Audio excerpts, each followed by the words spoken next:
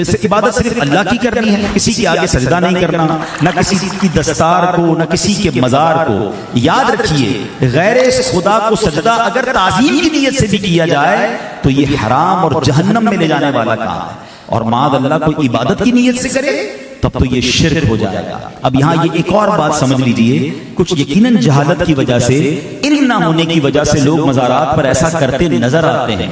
اول تو وہ سجدہ نہیں کرتے، وہ سر جھکاتے ہیں، چوکھٹ کو چومتے ہیں، لوگ اسے سجدہ کہتے ہیں اور کہتے ہیں دیکھو یہ شرک ہو رہا ہے۔ تو پہلے شرک کی تعریف سمجھ لیجیے۔ آپ ایک بھی کوئی بھی اولیاء اللہ سے محبت کرنے والا، کوئی بھی مزار اولیاء پر جانے والا کسی ایک بندے سے بھی پوچھ لیں کہ کیا صاحب مزار کو تم عبادت کے لائق سمجھتے ہو، آپ کو پوری دنیا میں کوئی ایک نہیں ملے گا۔ تو اب اس کا مطلب تو یہ ہوا کہ ان پر شرک کا فتویٰ لگانا سراسر غلط ہے۔ شرک تو جب ہوگا نا جب عبادت کے لائق سمجھ کر کوئی سجدہ کرے، ایسا آپ کو پوری دنیا میں کوئی نہیں ملے گا۔ اگر کوئی ہے تو یقیناً وہ مشرک ہو گیا۔ اب جو سجدہ تعظیمی بھی کرتا ہے وہ بھی غلط، جہنم میں لے جانے والا کام، مگر وہ شرک نہیں ہے، وہ حرام ہے۔ ان دونوں چیزوں میں فرق کرنا بہت ضروری ہے۔ اب یہاں ایک اور بات، الحمدللہ شرک سے تو ہم محفوظ ہیں، لیکن ایک بڑا خطرناک عمل ہے جس کو حدیثوں میں شرک اصغر کہا گیا ہے، اس سے بھی بہت بڑی تعداد میں مسلمان مبتلا ہیں۔ شرک جو شرک اکبر کہہ لیں، جو جس کو پراپر شرک کہتے ہیں، وہ تو یہ ہے کہ کسی کو بھی اللہ کی طرح عبادت کے لائق سمجھنا یا اللہ کی صفات میں اس کو اسی طرح شریک سمجھنا، تو پھر تو وہ شرک ہو گیا۔ امت سے محبت فرمانے والے آقا، فکر امت میں غمگین رہنے والے آقا صلی اللہ تعالی علیہ وسلم نے فرمایا ایک معاملہ ہے جس کا مجھے اپنی امت کے متعلق خوف ہے۔ 1450 سال پہلے وہ ہمارے بارے میں پریشان تھے، فرماتے ہیں، عرض کیا گیا یا رسول اللہ وہ کیا معاملہ ہے؟ فرمایا شرک اور خفیہ خواہش۔ میں نے عرض کی یا رسول اللہ صلی اللہ علیہ وسلم کیا آپ کی امت شرک میں مبتلا ہو جائے گی؟ سنیے نبی پاک نے فرمایا اے شداد، میری امت سورج، چاند اور پتھروں کی پوجا نہیں کرے گی، مگر میری امت اپنے اعمال میں دکھلاوا کرنے لگے گی۔ یہاں ایک پازیٹیو چیز بھی آ گئی کہ نبی پاک یہ فرماتے ہیں میری امت شرک میں مبتلا نہیں ہوگی، تو جو اس امت پر شرک کے فتوے لگاتے ہیں انہیں بھی جان لینا چاہیے کہ یہ امت وہ والے شرک میں مبتلا نہیں ہے کہ اللہ کے سوا کسی اور کی عبادت کرے۔ تو ایک آیت کریمہ نازل ہوئی، ارشاد ہوتا ہے فمن کان یرجو لقاء ربہ فلیعمل عملا صالحا ولا یشرک بعبادت ربہ احدا۔ تو جو اپنے رب سے ملاقات کی امید رکھتا ہو اسے چاہیے کہ نیک کام کرے اور اپنے رب کی عبادت میں کسی کو شریک نہ کرے۔ عبادت کرنی ہے اللہ کے لیے کرنی ہے، نماز پڑھنی ہے اللہ کے لیے پڑھنی ہے، صدقہ دینا ہے اللہ کے لیے کرنا ہے۔ لوگوں کو دکھانے کے لیے اگر کوئی نیکی کر رہا ہے تو وہ اپنے اعمال کو ضائع کر رہا ہے۔ اب شیطان مردود کا وار سمجھیے، پہلے پتہ وہ کیا چاہتا ہے کہ ہم سے بڑے بڑے گناہ کروا لیں۔ سب سے پہلے تو شیطان مردود کی آپ پلاننگ سمجھیے۔ آج دیکھیں نا پچھلے دنوں ہم نے کچھ جنگیں ایکسپیرینس کی ہیں، بہت ساری جنگیں ہم نے دیکھی، ہمارے ملک میں بھی ہوئی، برابر والی کنٹری میں بھی ہوئی۔ ہم نے بہت سارے، ایسا لگ رہا تھا کہ ہر بندہ دفاعی تجزیہ نگار بنا ہوا ہے، سب باتیں کرتے تھے کس کے پاس کتنے میزائل ہیں، تو کون سے جہاز ہیں، کون سا سیکیورٹی سسٹم ہے۔ مگر ان دونوں جنگوں میں ہم نے بہت کلوزلی ایک چیز آبزرو کی کہ جس ملک کا ڈیفنس سسٹم مضبوط تھا وہ ملک سروائیو کر گیا، وہ بڑی تباہی سے بچ گیا، اور جس ملک کی جتنی قیمتی چیزیں تھیں اس نے بڑی سیکیور جگہ پر رکھی تو وہ اپنے دشمن کے وار سے بچ گیا۔ ایسا ہی تھا۔ اب اگر میں آپ سے سوال کروں کہ آپ اور میرے پاس سب سے قیمتی چیز کیا ہے، بتائیے نا؟ ہمارا ایمان ہے۔ یہ ہمیشہ یاد رکھیے گا، دنیا کی کوئی دولت، دنیا کی کوئی نعمت ایمان کے مقابلے میں کچھ بھی نہیں۔ ایمان نہیں تو کچھ بھی نہیں، ٹھیک ہے؟ اور اس ایمان پر اٹیک کرنے والا سب سے بڑا دشمن کون ہے؟ شیطان۔ جب تک دشمن کو پہچانیں گے نہیں نا بچ نہیں پائیں گے۔ اچھا، اب شیطان کے مقابلے میں ہمیں سیکیورٹی سسٹم کیسا رکھنا چاہیے تھا، لیکن کسی کو فکر ہی نہیں ہے کہ شیطان کے ویپن کیا ہیں، شیطان کے ہتھیار کیا ہیں، وہ کیسے میرے ایمان کو چھین سکتا ہے، وہ کیسے میرے اعمال کو برباد کر سکتا ہے۔ اتنا خطرناک دشمن ہے۔ دیکھیں جب تک دشمن کی اسٹرینتھ پتہ نہیں ہوگی آپ کیسے مقابلہ کریں گے؟ شیطان سوتا نہیں ہے، ہم سوتے ہیں۔ شیطان تھکتا نہیں ہے، ٹائر لیس، ہم تھکتے ہیں۔ شیطان ہمیں دیکھ سکتا ہے، ہم شیطان کو دیکھ نہیں سکتے، ہم شیطان کو چھو نہیں سکتے۔ شیطان ہمارے بلڈ کے اندر، خون کے اندر گردش کرتا ہے، ہمارے خیالات اور ہمارے دل میں وسوسے ڈالتا ہے۔ اس قدر خطرناک دشمن ہے، بٹ nobody cares۔ بات بھی نہیں کرتے لوگ، سوچتے بھی نہیں کہ یار اس کے حملے کیا ہیں، یہ کیسے میرے ایمان چھین سکتا ہے۔ دیکھیں وہ مردود ہوا ہے اللہ کی بارگاہ سے، اور وہ چاہتا ہے میں مسلمانوں کو بھی جہنم میں اپنے ساتھ لے جاؤں. تو اپنے ایمان بچانے کی فکر کیجیے. اور اسی شیطان کے کاموں میں پتہ ہے شیطان پہلے کیا چاہتا ہے ہم سے کوئی بڑے گناہ کروائے, قتل کروا دے, شراب پلا دے, جوا کروا دے, کسی مسلمان پر زیادتی کروا دے, بڑے بڑے گناہ کروائے. جب یہ دیکھتا ہے نا یار یہ اتنے بڑے گناہ نہیں کر رہا, پھر یہ چاہتا ہے کہ یہ بندہ نیکیاں چھوڑ دے, نماز چھوڑوا دوں, روزے چھوڑوا دوں, زکات چھوڑوا دوں, حج نہ کرنے دوں, نیکی نہ کرنے دوں.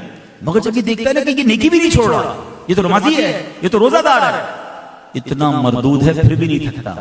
اب یہ دوسرا راؤنڈ اباؤٹ گھوم کے آتا ہے, کہتا ہے اچھا نیکی کر رہے ہو نا, کر لو, اب میں تمہاری نیکی ضائع کروا دوں. اور وہ کیسے ضائع کرواتا ہے؟ اب یہ غلطی ہم سے کرواتا ہے جس کو شرک اصغر کہا گیا, کہ وہ دکھلاوے کی بیماری میں مبتلا کر دیتا ہے. بندہ نمازیں پڑھ رہا ہے, لوگوں کو بتا رہا ہے, روزے رکھ رہا ہے, لوگوں کو بتا رہا ہے, حج کر رہا ہے, لوگوں کو اور اس لیے بتا رہا ہے کہ میری واہ واہ ہو. اچھی نیت ہے تو الگ بات ہے.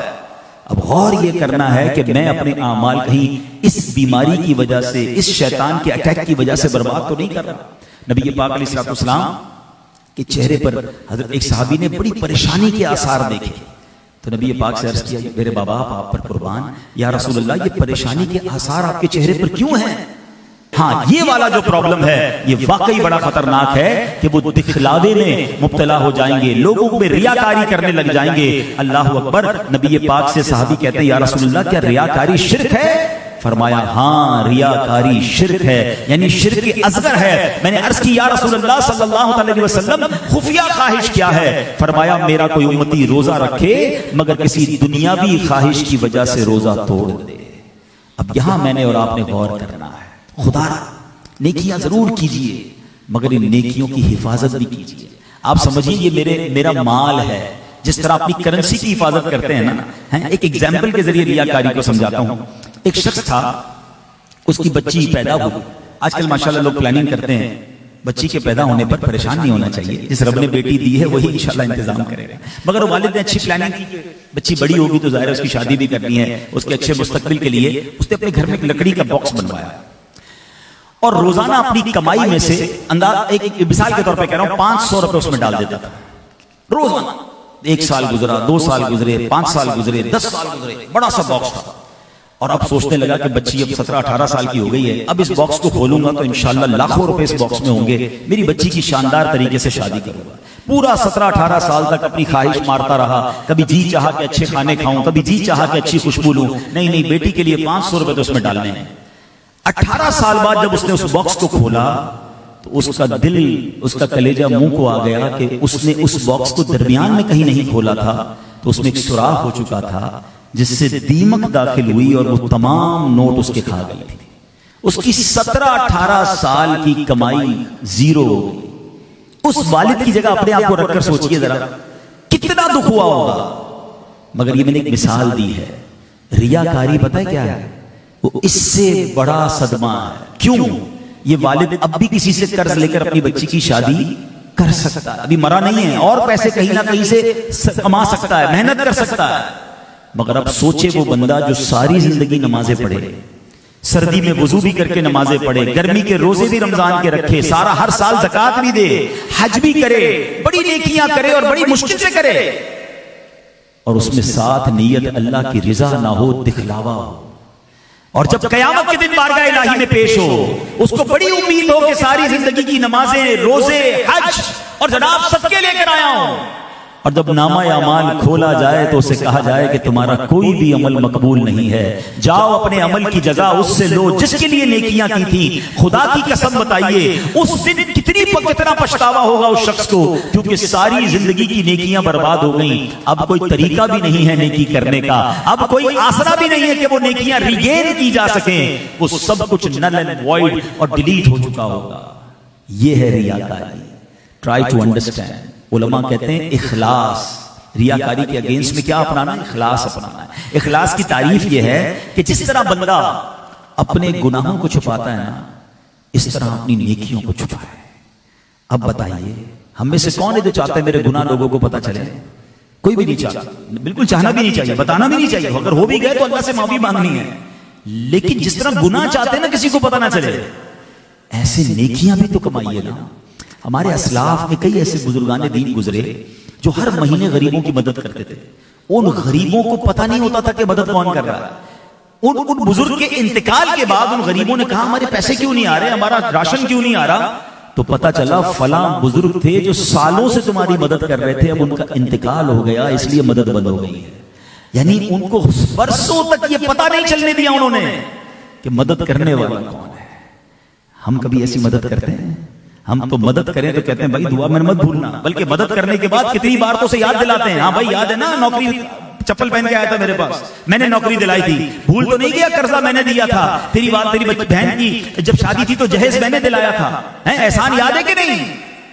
اللہ اکبر, یہ تو صدقہ دے کے ضائع بھی کر دیا اور اس غریب کا دل بھی توڑ دیا, اور نہ جانے کتنی بار دل توڑ کر الٹا گناہگار ہو گئے. ارے یار اللہ کے لیے صدقہ کریں, اللہ کے لیے مدد کریں, اللہ کے لیے نیکی کریں. یہ ٹاپک بہت بڑا ہے, اس پر تو گھنٹوں گفتگو ہو سکتی ہے. بس ایک سوال کر کے میں سیکنڈ ٹاپک کی طرف آ جاتا ہوں جو قرآن کی آیت میں دوسرا بھی وعدہ تھا. ایک سوال بھی میں اپنے آپ سے بھی کر رہا ہوں اور آپ سے بھی کر رہا ہوں. مجھے پتہ نہیں اگر مجھے سوشل میڈیا پہ لائیو سن رہے ہیں میں ان سے بھی سوال کر رہا ہوں. میرے اور آپ کے پاس ایسی کتنی نیکیاں ہیں جو صرف میں جانوں اور میرا رب جانے؟ یہ سوال ضرور کیجئے گا اپنے آپ سے. شاید اب غور کریں گے نا تو ہم نے اکیلے میں جو عمال کیے ہوں گے نا, تہجد تو اکیلے میں بندہ پڑھتا ہے نا, نفلی روزے تو جب دیکھیں روزے کو باطنی عبادت کیوں کہتے ہیں کہ میں جب تک نہیں بتاؤں گا آپ کو نہیں پتا چلے گا کہ میں روزے سے ہوں. نماز تو سب کے سامنے پڑھنی ہے, روزہ تو آپ کی باطنی عبادت ہے نا. مگر ہمارا پرابلم یہ ہے کہ ہم کچھ بھی کر لیں, ہمارا جی چاہتا ہے کہ کسی طرح سامنے والے کو بتا. تہجد بھی پڑھ لی ہے, اب دن میں پیٹ میں درد ہو رہا ہے, یار تہجد پڑھی ہے, بتاؤں تو صحیح کسی کو, یار بہت تھکا ہوا ہوں بھائی. خیریت سے کیوں تھکے ہوئے؟ وہ میں تہجد سے اٹھ جاتا ہوں نا. اچھا تہجد بھی پڑھتے ہیں, او بس ساڑھے پیسے وصول ہو گئے. اس کو پتا چل گیا کہ میں نے تہجد پڑھی. او اللہ کے بندے, تہجد ڈیلیٹ ہو گئی. کیوں آپ نے تہجد اگر اس نیت سے بتائی ہے کہ اس میری واہ واہ ہو جائے, بس آج یار بہت تھکاوٹ ہے, کیوں وہ روزہ رکھا ہے. اچھا گرمی میں آپ روزہ بھی رکھ رہے ہیں؟ ہاں بس ہر پیر کو روزہ رکھتا ہوں. چلو بھائی ہر پیر کی بیلنس شیٹ پکڑا دی اس کو. کیوں؟ اپنے آپ سے پوچھے نا نیت کیا ہے. اچھا اشفاق بھائی بیٹھے ہیں, علامہ صاحب بیٹھے ہیں, زویب بھائی بیٹھے ہیں, ہمارا مختلف لوگوں سے ملاقات کا سلسلہ سارا سال ہی رہتا ہے. اچھا ایسی عادت بن گئی ہے لوگوں کی, کسی کے گھر جائیں نا طبیعت پوچھیں خیریت سے آپ ٹھیک ہیں, بس اللہ پاک کا بڑا کرم ہے 2010 میں حج کیا تھا, 2015 سے مسلسل رمضان میں عمرہ نصیب ہوتا ہے, اللہ نے بڑا کرم کیا ہے, رجب شعبان رمضان کے روزے بھی رکھتا ہوں. اور وہ ہمارے علاقے میں جو ایک مسجد ہے نا اس کی 2015 میں چھت بھی ہم نے ڈلوائی تھی. میں نے تو طبیعت پوچھی تھی آپ سے, آپ نے 15 سال کی بیلنس شیٹ پکڑا دی ہے, لیجیے میری ساری نیکیاں. خود سوچئے. اچھا ہمت نہیں ہوتی ہے, لیکن چلے میں آج آپ کے سامنے سوال کر لیتا ہوں. اس کے سامنے تو سوال کرنے کی نیت نہیں ہوتی کہ حضرت آپ کو 15 سال پرانا حج یاد ہے, کل جھوٹ بولا تھا وہ یاد ہے, آج صبح موبائل فون جب کھولا تھا کچھ نظر ایسی پڑی تھی جو نہیں دیکھنا چاہیے تھا وہ یاد ہے. یعنی آج کے دن کے گناہ یاد نہیں ہیں, 15 سال پرانی نیکی یاد ہے اور 15,000 لوگوں کو بتا چکے ہیں. وائے پھر اگین وہی سوال کہ ایسی کتنی نیکیاں ہیں میرے اور آپ کے پاس جو صرف میں جانوں اور میرا رب جانے. قیامت کے دن اللہ کے عرش کا سایہ جن خوش نصیبوں کو ملے گا نا, ان میں سے ایک شخص وہ ہوگا, نبی پاک علیہ السلام فرماتے ہیں, جو دائیں ہاتھ سے صدقہ کرے اس کے بائیں ہاتھ کو پتہ نہ ہو. ہم دائیں ہاتھ سے صدقہ کرتے ہیں, پورے دوراجی کالونی کو پتہ ہوتا ہے, اور اس کے بعد پورے شہر کراچی کو, پوری دنیا, کیونکہ سوشل میڈیا, پہلے کہتے ہیں نیکی کر دریا میں ڈال, اب تو نیکی کر سوشل میڈیا پہ. سوچئے گا ضرور. اور یہی نبی پاک نے فرمایا تھا کہ میری امت پر مجھے خوف اس چیز کا ہے, اور آج اتنا ابتلا ہے, اتنا ہم سارے اس میں پڑ گئے. اللہ کرے اللہ اخلاص نصیب کر دے. آخری بات کر لوں اس موضوع پر, کیونکہ مردود ہے نا, یہ اس کا بہار ہے. اب جب اس کو کتنی تکلیف ہوتی ہے کہ یار یہ تو میرا بار بتا دیا ان کو, یہ بچ جائیں گے, تو اب یہ ایک اور اٹیک کرے گا آپ کے اوپر. اب وہ اٹیک کیا کر بھی چکا ہوگا ہو سکتا ہے کہ یار یہ مولانا صاحب بالکل ٹھیک کہہ رہے ہیں, وہ فلاں بندہ ہے نا بہت دکھلاوا کرتا ہے, وہ فلاں آدمی ہے نا ہر چیز سوشل میڈیا پہ ڈالتا ہے, وہ اپنے آپ کو حاجی بھی کہتا ہے اور ہر کسی کو حج بتاتا ہے. آپ دیکھیں کہ میں آپ سے اور مجھ سے بات کر رہا ہوں اور ہمیں شیطان کسی اور کو یاد دلوا رہا ہے. ایک فارمولا یاد رکھیں, we have no parameter. میرے اور آپ کے پاس کوئی پیمانہ نہیں کہ میں کسی کے دل کی نیت کو چیک کروں کہ دکھلاوا کر رہا ہے یا اللہ کی رضا کے لیے بتا رہا ہے. مجھے اور آپ کو اپنے آپ کو چیک کرنا ہے, کسی اور کو نہیں, کہ مجھے کیوں دل میں چاہتا ہے کہ میری نیکیاں پتا چلیں, میری واہ واہ ہو. یہ شرک اصغر کہا گیا.